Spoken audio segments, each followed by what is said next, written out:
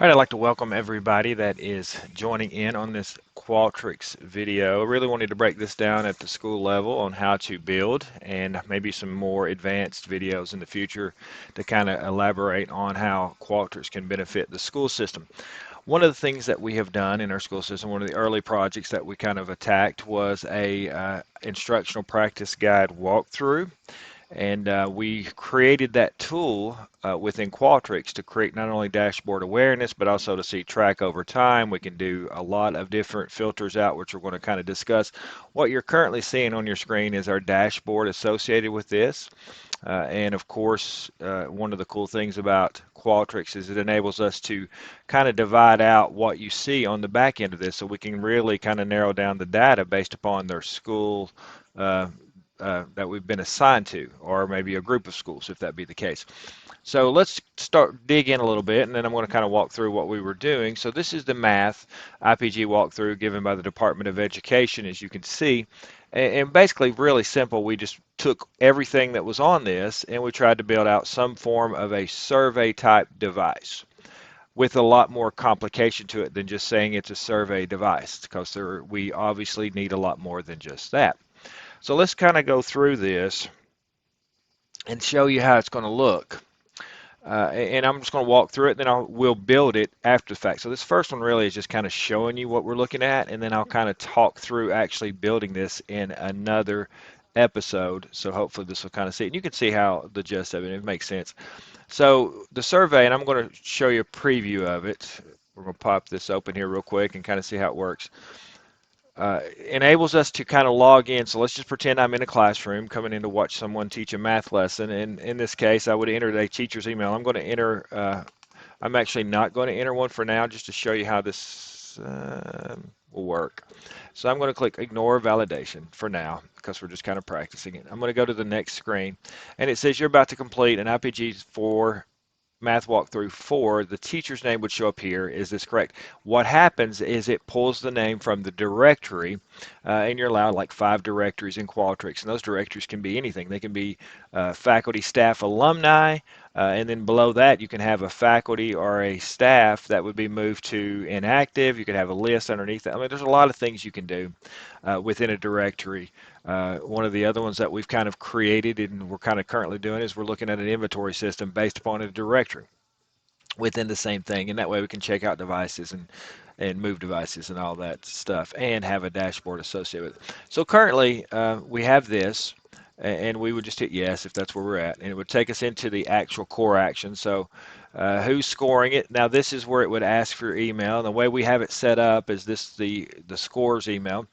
It sends them a record of what they've actually done in this thing. So that's that part of the workflow at the end of it. And when they receive that, there's a little place at the end of the actual IPG where there's a comment section.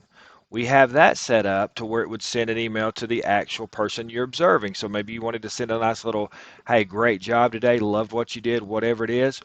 And you can also have an image attached to that as well. So anyway, so let's just put in right here. I am actually going to put it in my email address. So those of you that are wanting to have questions, you will be able to find me on this email address. In school, we're just going to pick one of our schools. It really doesn't matter in this case.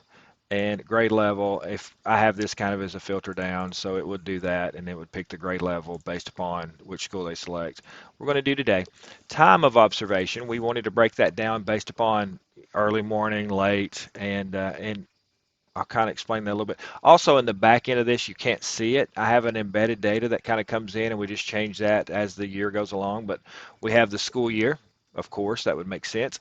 And we also have what quarter it's in. Even though we have the date here, I wanted to be able to do embedded data because that creates a lot more opportunities to filter, even though we can filter it this way as well.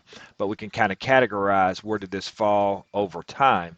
And I think that's important as well because, you know, as the school year goes along, we'll have different issues as a teacher and as administration.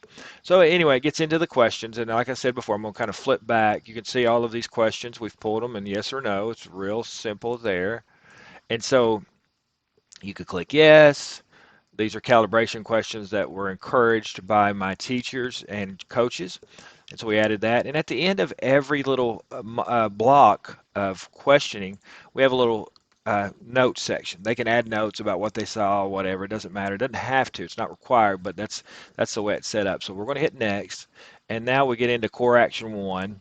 And those of you know, we're kind of getting through what this would look like, and we have standards addressed if you want to put that. Not required as well, but it's an extra box that creates a text entry box. But you can kind of put whatever. So I'm just going to kind of go through this fairly quick. So we'll say they did almost every bit of this, and we got yes. And then there's a summary there. And then more, once again, more notes if we choose, and we hit next. And then we kind of go through this again, through this. I'm just going to kind of get through it, say they did every bit of it. We're just going to go same action. You can kind of get the flow of how this is working, and I'll explain this a little bit more in a second. And so we do the same thing here. Let's just say mostly on these, because we're in the upper level there. So, all right, so we've got that, and more notes. Once I get to the end of this, now here is the observer comments. So I could type something in like, hey, great job, love this, whatever, and then immediately email to the teacher. And then I could upload an image if I'm using an iPad or a phone or whatever to do this little survey. I could click on this and it would let me upload an image. Maybe I took of the kids working, of the teacher doing something, whatever. It doesn't have to be there, but it could be. And then once you're done, it will do this. Now, it's not going to send to a teacher because I obviously skipped that first email. And it won't send necessarily if you don't have any comments. If it's blank, it doesn't send an email. But let's show you how all that works. A couple things on the side. Now that you saw the gist of how it's kind of laid out, this is pulling from a directory and it approves based upon the staff email address. And the staff email address, we have their state ID as far as education goes. So we can kind of attach the teachers to that as well.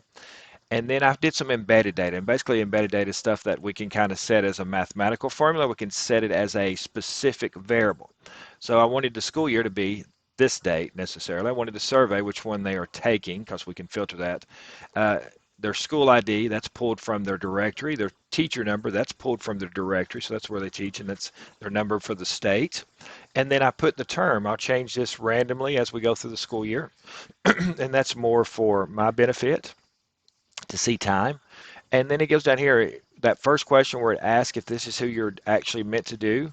If you select no, it will, I got it to customize this part right here, it will restart the survey and it will not record the survey response. So that'll be an important thing to kind of remember. I have to override to get all that to work. But that's pretty much the gist of that. Then we get into the actual questioning. And then at the bottom, we set some embedded data, and that really is based upon the drill down questions. When you're using drill down questions in any survey flow, it's a good idea to kind of set that as an embedded data item, because if those change, it changes the sequence of the questioning. So we want to make sure that school is listed and grade level is listed, because those are two drill down questions that we kind of had set up. But that's pretty much the gist of what we call the survey flow, and you can see not a whole lot to it, just built-in blocks. Now let me show you one thing that's pretty cool, and this is one of the things in Qualtrics that is a kind of a game changer for a lot of us, is what we can do with those, what we call the workflow up here.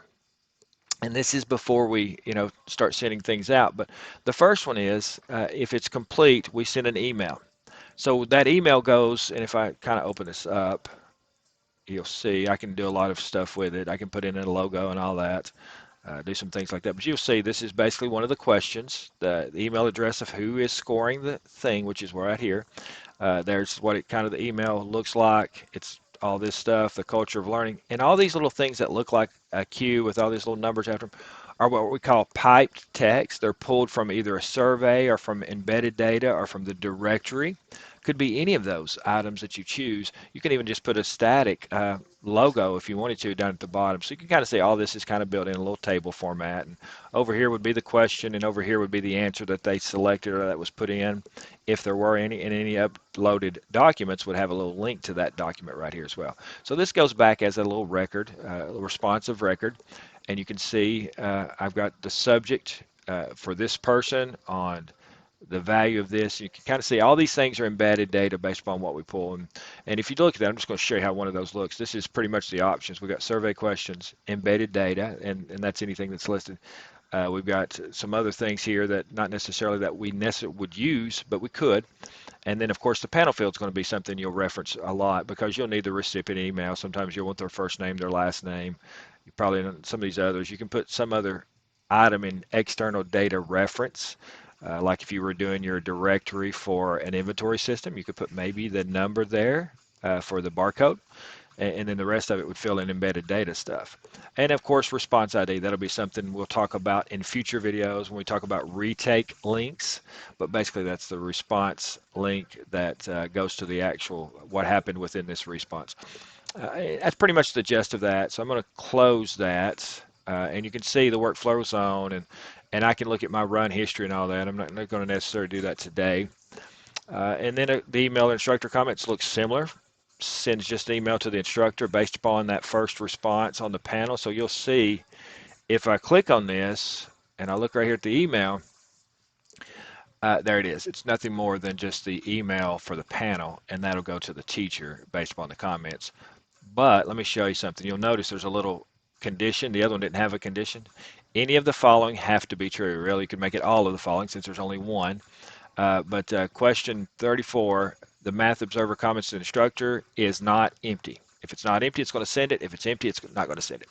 So pretty nice tool. Anyway, that is the gist of the workflow. And then, of course, we have the nice little dashboard pulling from all of that data that we just saw. And we can get comments over here if we choose, which we do have, but they're kind of blocked out. I didn't want you to necessarily have to see comments. But you can kind of see how it's done, and it gives us how many are submitted. And I can do all kinds of filters based upon different things, like the time of day. I want to see this. I want to see who was actually observed, who the score was, what. I can look at all schools. I can look at just a few schools, middle schools maybe, whatever, and then year and then term. Like I said, it's going to be a good journey. I am excited to have you here, and let's get digging on Qualtrics. This is your first video of instruction based upon the IPG walkthroughs in Tennessee.